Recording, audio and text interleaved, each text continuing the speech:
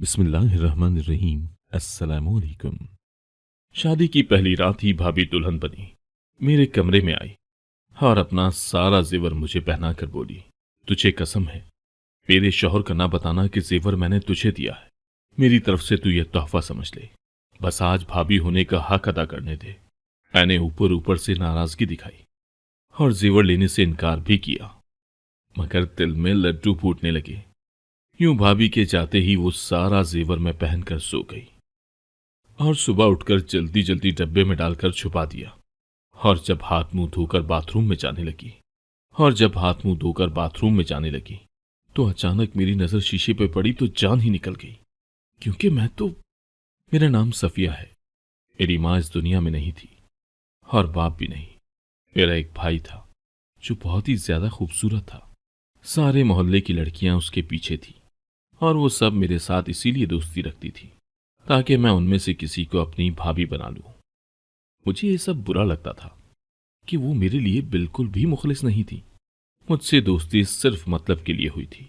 लेकिन मेरी एक अच्छी दोस्त भी थी जिसका नाम नूर था।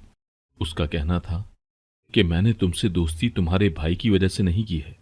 मुझे तुम्हारे भाई जैसे लोग अच्छे नहीं लगते। वो वैसे भी शक्लो सूरत की अच्छी नहीं थी। उसका रंग काला था और मेरा भाई दूध जैसा सफेद था, इसलिए वो वैसे भी मेरे ऑप्शंस में से नहीं थी। बल्कि मैं तो उसे चिढ़ाती थी कि तुम तो मेरी सबसे अच्छी दोस्त हो, पर तुम काली हो। वो हंस देती थी। अगर मेरे बस में होता तो अपने भाई की शादी तुमसे ही करवा देती। लेकिन असल में बात यह भी थी कि मेरी मां मरने से पहले मुझे ये कहकर गई थी कि अपने भाई की शादी उनकी बहन की बेटी से करवाना, जो कि मेरी कजन थी। वो देखने में बहुत ज्यादा खूबसूरत थी और ये मेरी मां की आखिरी ख्वाहिश थी। और मैंने अपनी मां से वादा किया था कि ऐसा ही होगा। लेकिन ऐसा भी नहीं था कि ये सिर्फ कहने की बात थी। मैं वाकई ऐसा करना भी चाहती थी। लेकिन मोहल्ले की कुछ लड़कियां तो मेरे पीछे हाथ धोकर पड़ गई थीं। कभी मेरे लिए तोहफे लेकर आती जिनकी मुझे जरूरत भी नहीं, और मुझे किसी से चीजें लेना अच्छा भी नहीं लगता था। जब मैं मोहल्ले के तंदूर पर रोटियां लगवाने जाती तो वहां अगर कोई लड़की खड़ी होती तो पहले ही मेरे हाथ से सामान लेकर कहती कि मैं मदद कर देती हूं। यहां तक कि मेरी मदद करने के चक्कर में एक दूसरे से झगड़ा भी कर लेती। हसीन भाई की बहन होना भी बहुत बड़ा अजाब है। मैंने खाला से कहा कि जल्दी शादी करवा दे, लेकिन जब भी मैं उनसे बात करती थी वो कोई ना कोई बहाना कर देती थी। पता नहीं उनके दिल में क्या चल रहा था। उनको इस शादी से क्या मसला होना चाहिए था। उन्होंने खुद मेरी मां से वादा किया था कि वो अपनी बेटी की शादी मेरे भाई से करवाएंगी। मेरा भाई हसीन था, खूबसूरत था, उसकी अपनी नौकरी थी। ठीक है कि उसकी तनख्वाह थोड़ी कम थी, लेकिन हम घर में 3 ही तो लोग थे। हमारे कितने खर्चे हो सकते थे। इसके अलावा हमारा घर भी अपना ही था, 3 मरले का ही सही, लेकिन आजकल अपना घर होना कोई छोटी बात नहीं होती। और उस घर में सास भी नहीं थी, तो फिर क्या मसला था। पता नहीं, जब भी मैं उनसे बात करती वो कहती कि मेरी बेटी पढ़ रही है। मैंने कहा कि पढ़ाई तो बाद में भी कर सकती है, हमारे घर में ऐसा कोई सख्ती वाला माहौल नहीं है। मैं खुद भी घर बैठकर प्राइवेट इम्तिहानात की तैयारी कर रही थी। एक दफा तो इतना बुरा हुआ मेरे साथ कि मैं बता नहीं सकती। मैं दुकान में खड़ी थी, क्योंकि सामान लेने मैं ही जाया करती थी। ये मोहल्ला हमारा देखा भाला था, हमें किसी का डर नहीं था कि उसी वक्त 2 लड़कियां मेरे पीछे पीछे आने लगी। कहने लगी, हम आपका सामान उठा लेते हैं। मैंने कहा, मैं खुद ही उठा लूंगी, मुझे कोई मसला नहीं है। एक लड़की कहने लगी, गर्मी बहुत तेज है, आप थक जाएंगी, सामान मुझे दे दें। तो दूसरी कहने लगी, इसके हाथों में इतनी जान कहां कि ये सामान उठा सके, आप अपना सामान मुझे दे दें। मुझे उन दोनों की मदद की जरूरत नहीं थी। मेरा घर तो वैसे भी 2 गलियां ही दूर था। लेकिन वो दोनों, वो तो मेरे पीछे ही पड़ गई। एक दूसरे से झगड़ा करने लगी। कोई मेरा सामान इस तरफ खींचे तो कोई दूसरी तरफ खींचे। मैं उनको रोकने लगी। तमाम लोग भी मुतवज्जा होने लगे, यहां तक कि मेरा सामान जमीन पर ही गिर गया और सारी चीजें खराब हो गई। सब्जियां भी गंदी हो गई, अंडे भी टूट गए। मैंने उनसे कहा, अब इसके पैसे कौन देगा। तो पैसों का नाम सुनकर वो दोनों ही वहां से भाग उठी। हफ्ते भर का सामान था, 1500-2000 खर्च करके आ रही थी। अब मैं भी क्या करती। जो सब्जियां कुछ बेहतर हालत में थीं, उनको उठाने लगी। लोग देख रहे थे और मुझे ये सब करते हुए बहुत ज्यादा शर्मिंदगी हुई। लेकिन अगर सामान वहां छोड़ देती तो सामान जाया हो जाता और इस तरह रिस्क की बेबरकती पड़ सकती थी। मेरी इतनी बेइज्जती जिंदगी में कभी नहीं हुई थी। मैंने सोच लिया कि अब मैं घर से बाहर ही नहीं निकलूंगी। भाई से कहा कि एक साथ सारा सामान लाया करें। तुम्हारी दीवानियां तो मेरे पीछे ही पड़ी हैं। खाला से कहती हूं कि जल्दी शादी कर लें तो यहां वहां की कहानियां सुनाना शुरू कर देती हैं। खुद अम्मी इस दुनिया से चली गई और मुझे छोड़ गई। खुदा के लिए अगर तुम्हें कजन पसंद है तो बता दो और खुद ही जाकर खालू से बात करो कि वो क्या चाहते हैं। मेरा भाई कहने लगा, मैं कैसे अपनी शादी की बात अपने मुंह से कर सकता हूं, और वैसे भी मुझे वो लड़की बिल्कुल पसंद नहीं जिसको अम्मी मेरे लिए पसंद करके गई है। मैंने कहा, अब बात पसंद की नहीं है, अम्मी की आखिरी ख्वाहिश की है। अम्मी ने सारी जिंदगी हमसे कुछ नहीं मांगा, सिर्फ जाते जाते ये कह गई कि उनकी बहन की बेटी से शादी कर लो। तुम इतना भी नहीं कर सकते? और वैसे भी उस लड़की में कोई खराबी नहीं है। मेरे भाई ने आज से पहले तो ऐसी कोई बात नहीं की थी। अब उसे अचानक से मेरी कज़न बुरी क्यों लगने लगी थी? फिर मैंने अपने भाई को देखा, वो किसी से फोन पर बात करता था। जाहिर है मेरी कज़न से फोन पर बात कर रहा होगा। दोनों बचपन के मंगेतर थे। मेरे सामने तो बड़ा शरीफ बन रहा था कि मुझे तो वो अच्छी ही नहीं लगती, और उसको मेरी जान कहकर बातें कर रहा था। अगले दिन मेरी दोस्त मेरे घर आई और मैंने उसे बताया कि इस तरह की कोई बात चल रही है। वो कहने लगी, कोई चक्कर होगा, हम क्या कह सकते हैं। मैंने कहा, समझ नहीं आती कि क्या करूं। पता नहीं जिससे इसकी शादी करवा रही हूं वो इसके काबिल है भी या नहीं। नूर ने मुझे एक अजीब बात कही थी। उसने कहा कि अगर तुम्हारे भाई की मंगनी ना हुई होती तो क्या तुम अपने भाई की शादी मुझसे करवा देती। मैंने कहा, तुम्हें क्या हो गया है, तुम भी मेरे भाई के हुस्न के पीछे पागल हो गई हो। तो कहने लगी, अच्छी चीज किसको बुरी लगती है, मैं कोई पागल नहीं हूं। मैं कोई पागल नहीं हूं, मेरा कोई और है जिससे मैं मोहब्बत करती हूं। लेकिन तुम बताओ, क्या तुम करवा देती मेरी शादी? तो मैंने उससे कहा कि तुम्हारा रंग बहुत ही ज्यादा काला है, अगर तुम्हारी शादी मेरे भाई के साथ हो जाती तो तुम उसके साथ खड़ी हुई बहुत बुरी लगती। सारा जमाना यही कहता कि तुम बदसूरत हो। अगर तुम किसी ऐसे शख्स से शादी कर लो कि तुमसे ज्यादा कम शक्ल हो तो फिर तुम उसके साथ खड़ी हुई बहुत खूबसूरत लगोगी। मेरी खाला की बेटी बहुत ज्यादा प्यारी है, तभी तो उसके साथ भाई की जोड़ी बनाई थी। मेरी दोस्त ने कहा, तुमने तो मेरी बेइज्जती ही कर दी, बड़ी जालिम हो तुम। वो हंसने लगी और मैं भी हंस दी। मैंने कहा, अब सच बोलने में क्या खराबी है, लेकिन सबका अपना अपना हिसाब होता है। मुझे ही देख लो, मेरा भाई भी तो इतना खूबसूरत है और मैं भी। हम दोनों ही हंस दी। अगले दिन मैं खाला के घर चली गई और मैंने कहा, खाला बस अब बहुत हो गया है, इन दोनों की बातें भी चल रही हैं और वो दोनों अपने मुंह से तो कहेंगे नहीं कि हमारी शादी करवा दो। आप क्यों नहीं कर रही हैं शादी? हम लोग घर के लोग हैं, हमने कोई आपसे डिमांड भी नहीं की है, बस सादगी से निकाह कर देंगे। मेरी खाला ने कहा, मेरी बेटी तुम्हारे भाई से बात नहीं करती। आज मैं तुम्हें असल बात बता देती हूं। तुम्हारा भाई बहुत हसीन है, खूबसूरत है, कोई भी लड़की उससे शादी करने के लिए जान भी दे देगी। तुम मेरी रिश्तेदार हो और ये मेरी बहन की आखिरी ख्वाहिश थी, पर जब बच्चे ही माँ बाप को ऐसे दौराहे पर ले आएंगे जहां उनके पास सिवाय शर्मिंदा होने के और कोई ऑप्शन ना बचे, तो बताओ क्या करें हम। मेरी बेटी किसी और को पसंद करती है। मैंने उसके बाप को मना किया था कि इसे लड़कों वाले कॉलेज में ना डाले जहां पर लड़के और लड़कियां एक साथ पढ़ते हैं।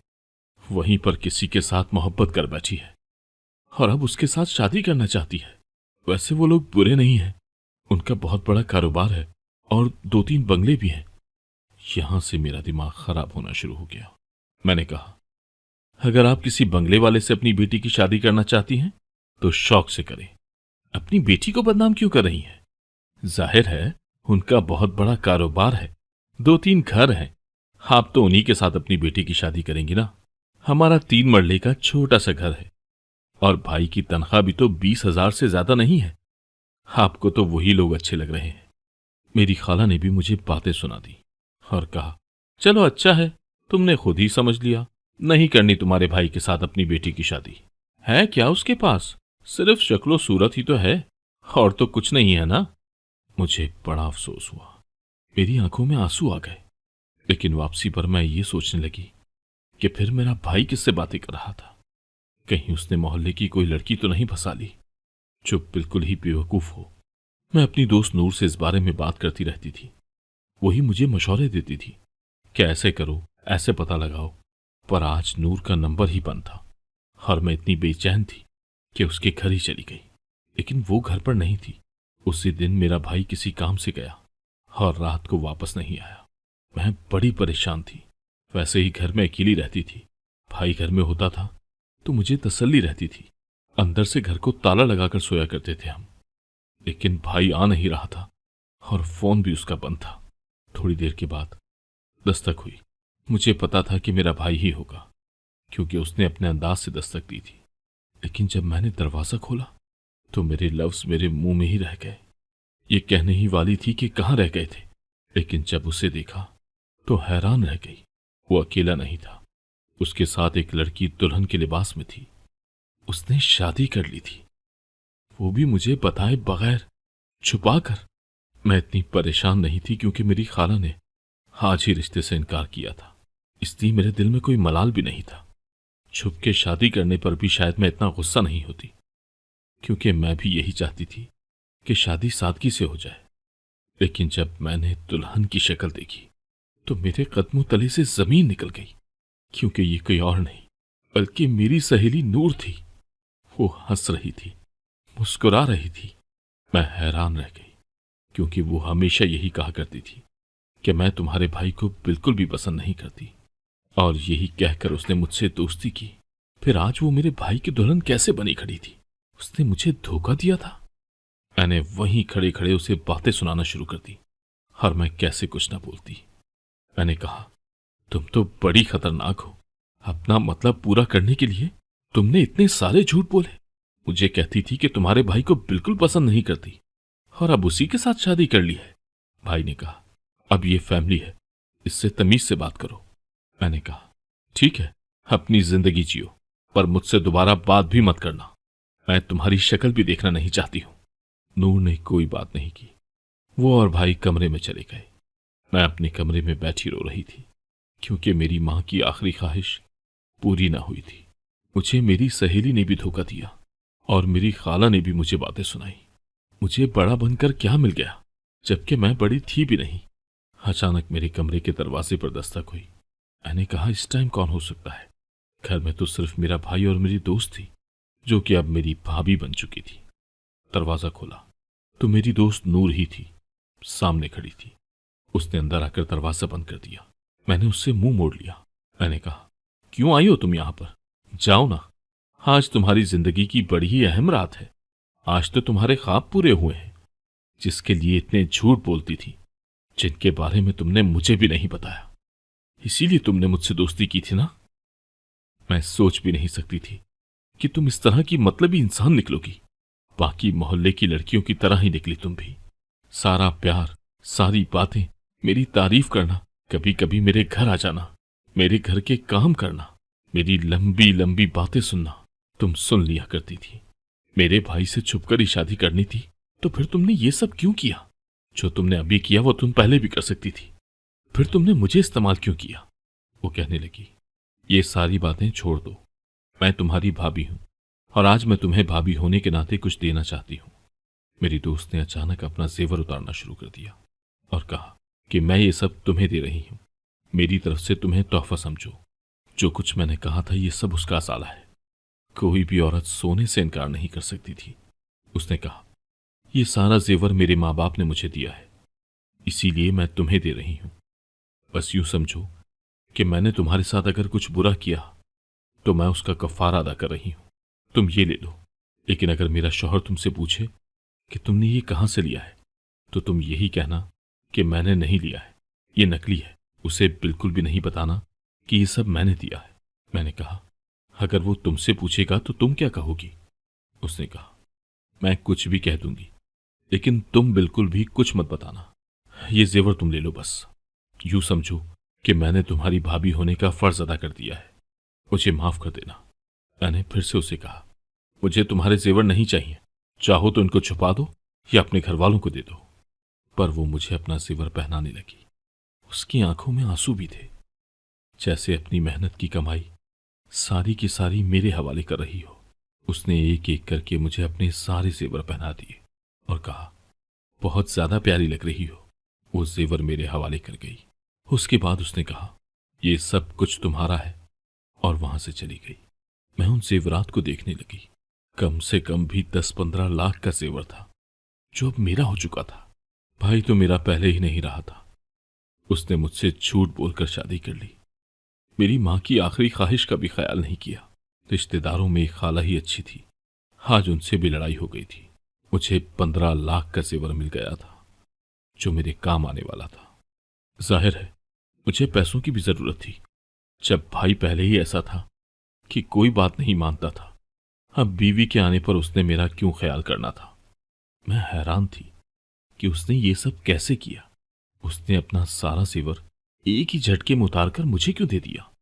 क्या वो इस कदर शर्मिंदा थी? मैंने उसे माफ कर दिया, लेकिन मुझे खुशी हुई। मैंने सोचा कि अच्छी बात है, कुछ तो मिल गया। मैंने वो सारा जेवर वैसे ही पहन रखा था और सुकून से सो गई। मेरे भाई ने कहा, आए दिन नई नई चीजें लगाती रहती हो, क्या जरूरत थी तुम्हें ये सब करने की? डॉक्टर ने भी यही कहा कि आप देखें क्या हो गया है, इस तरह की कोई चीज नहीं लगानी चाहिए थी। मैंने हजारों बार मुंह धो लिया, लेकिन वो निशान मेरे चेहरे से हट ही नहीं रहे थे। डॉक्टर ने भी मुझे ब्लीच लगाने से मना किया कि अब अपने चेहरे पर कुछ भी मत लगाइएगा, लेकिन मैं इतनी बदसूरत और बद्दी लग रही थी कि मैंने अपने चेहरे पर ब्लीच लगा लिया, जो कि किसी भी कलर को हल्का करने के लिए इस्तेमाल होता है। पर उसके लगाने से न सिर्फ मेरे वो निशान काले हो चुके थे, बल्कि उन पर छोटे छोटे जख्म भी उभर आए थे। मैंने अपने साथ बहुत बड़ा जुल्म कर लिया था।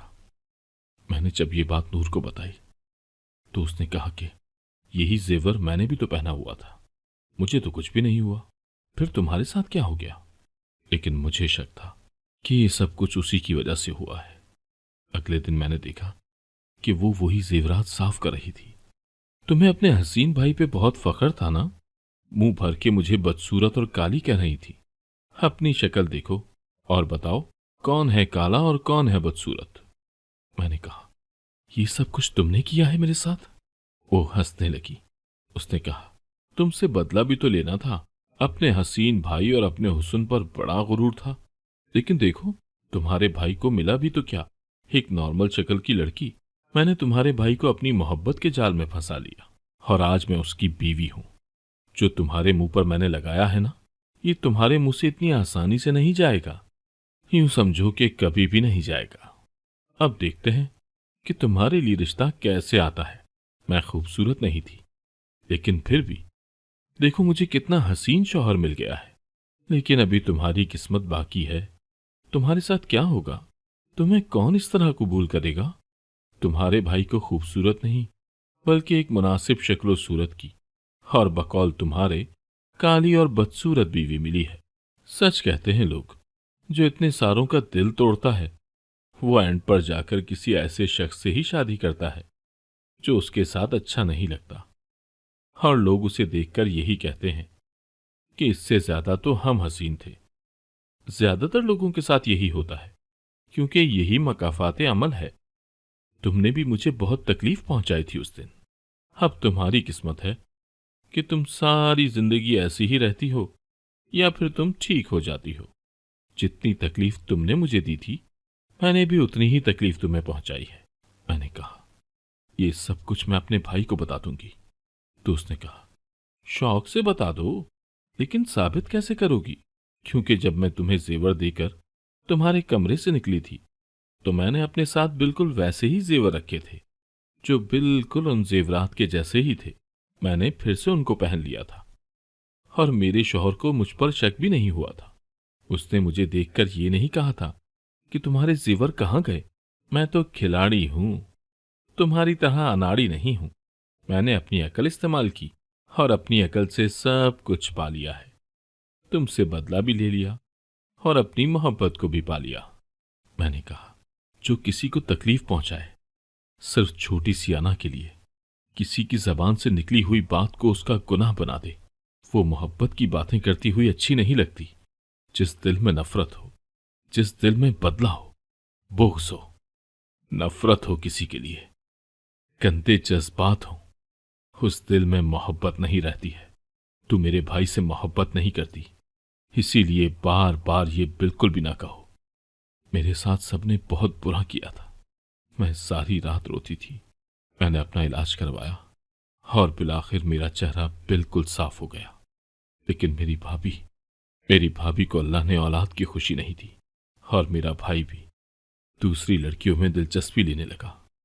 पता नहीं किसके साथ इंसाफ हुआ और किसको सजा मिली, पर हम दोनों के साथ यही हुआ।